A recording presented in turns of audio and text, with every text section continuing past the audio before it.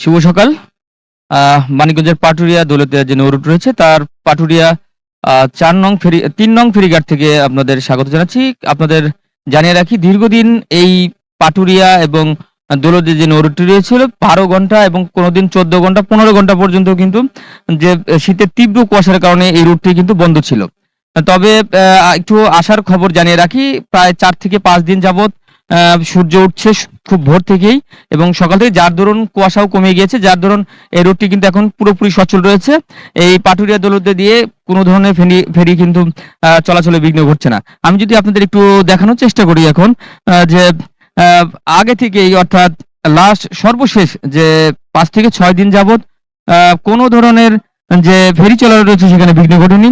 আ কুয়াশাও আমি যদি সকালেই দেখতে পারি, আমি প্রায় সকাল ৭টার কিছু আগে এখানে এসেছিলাম। তখন থেকে দেখেছি যে ঘাটটি সম্পূর্ণ ক্লিয়ার এবং ফেরি লোড এবং আনলোড হচ্ছে এবং পাটুরিয়া এই আ ঘাট থেকে আমরা কথা বলেছি কর্তৃপক্ষের সাথে। তারা যেটি জানিয়েছে যে কোনো ধরনের গাড়ির চাপ নেই এবং আ আ কর্তৃপক্ষ আরো জানিয়েছেন যে আসলে যে পরিস্থিতিতে আসলে ফেরি যানবাহনের জন্য অপেক্ষা করে এবং ঘাটটি পুরোপুরি সম্পূর্ণরূপেই ব্যা চলাচল উপযোগী রয়েছে এবং কুয়াশার কারণে সর্বশেষ কোনো ফেরি বন্ধের খবর নেই। আমি আপনাদের এই মুহূর্তে দেখাচ্ছি যে ফরিদপুর নামে একটি ফেরি এবং ৩ টি ফেরি কিন্তু এই ৩ নম্বর ফেরিঘাটের পাশাপাশি রয়েছে, কিন্তু যানবাহনের চাপ একদম নেই বললেই চলে।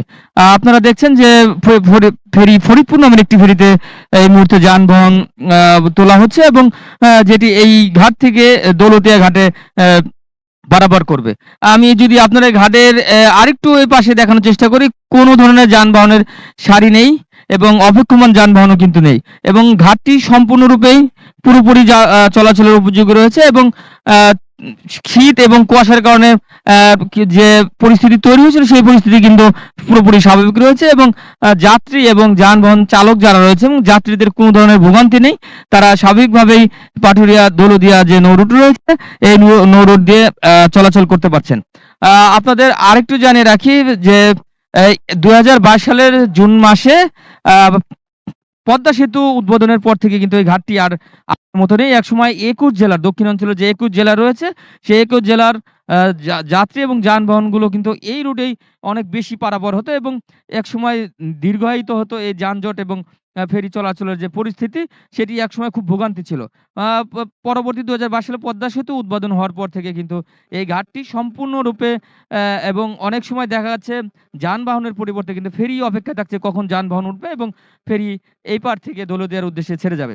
আমি আপনাদের এই মুহূর্তে দেখানোর চেষ্টা করছি যে ৩ নম্বর ঘাটের যে ৩ টি ফেরি রয়েছে তার মধ্যে একটি ভাষা সৈনিক ডাক্তার গোলাম মওলা কিছুক্ষণ আগে এখানে আনলোড করলেন এবং পরবর্তীতে এখন ফরিদপুর নামের যে একটি ফেরি রয়েছে সেই ফেরিটিতে যানবাহন এবং যাত্রী লোড দেওয়া হচ্ছে। এই মুহূর্তে যদি আপনাদের দেখানোর চেষ্টা করি যে এই ৩ নম্বর যে ঘাটটি রয়েছে পাটুরিয়া ঘাটে, সেখানে কোনো ধরনের যান যানবাহনের যে চাপ এবং ভোগান্তি কোনো কিছুই কিন্তু নেই। আমি আপনাদের যদি এই পাশটা দেখাই যে এখানে রয়েছে আপনার লঞ্চ ঘাট, সেই লঞ্চ ঘাটের তথ্য যদি আপনাদের জানিয়ে রাখি যে ফেরির পাশাপাশি লঞ্চ ঘাট চলাচলও কিন্তু বন্ধ করে কর্তৃপক্ষ।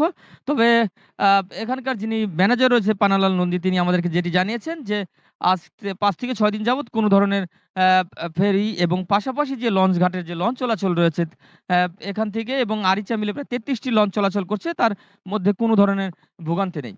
আমি আপনাদের আরেকটু জানিয়ে রাখি, আমি আপনাদের পাটুরিয়া এবং দৌলতদিয়া যে নৌ রুটটি রয়েছে তার সর্বশেষ যে তথ্য জানাচ্ছিলাম, এই ৩ নম্বর ফেরিঘাটে কোনো ধরনের ভোগান্তি ছাড়াই যানবাহন এবং যাত্রীরা পারাপার হচ্ছে। এতটুকুই ছিল আমার কাছে মানিকগঞ্জের পাটুরিয়া ফেরিঘাট থেকে সর্বশেষ।